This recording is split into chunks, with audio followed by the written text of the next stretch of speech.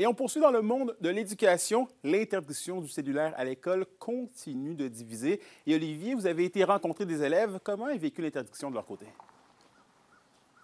Eh bien, Anthony, je vous dirais qu'à l'heure actuelle, c'est pas mal mitigé au niveau des élèves. Certains sont en accord, d'autres sont en désaccord. Pour vous rappeler un peu, le ministre de l'Éducation, Bernard Drinville, avait annoncé en mai dernier l'interdiction des téléphones cellulaires sur tout le terrain de l'école.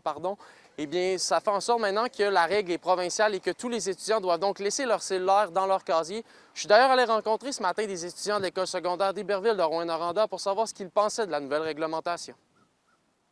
Tu sais, en classe, c'est pas super. Je comprends, mais je trouve ça un peu n'importe quoi, là. Je trouve ça inutile, là. C'est quand même utile d'avoir un téléphone à l'école parce que, mettons, exemple, tu rates ton bus, t'as pas moyen de rejoindre tes parents. C'est sûr, c'est utile, écouter de la musique, plein d'affaires de même. C'est le fun, mais en même temps, c'est plate parce que du côté fun, c'est que tu peux parler avec tes amis puis plus socialiser avec eux.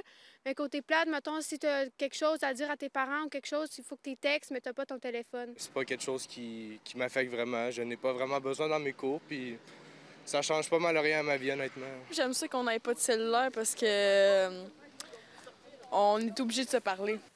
Bon, une fois que ça c'est dit, le syndicat régional de l'enseignement est satisfait de l'application de la règle.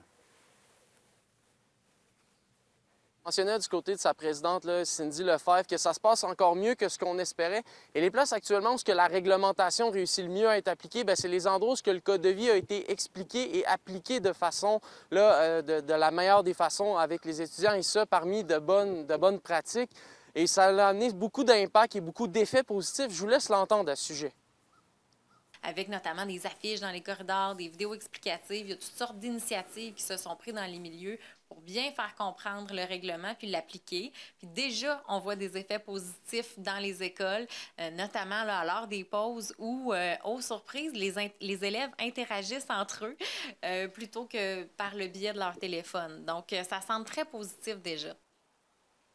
En terminant, Anthony, il est à mentionner que les professeurs vont pouvoir déjà parler de défis qui engendre cette nouvelle réglementation, oui.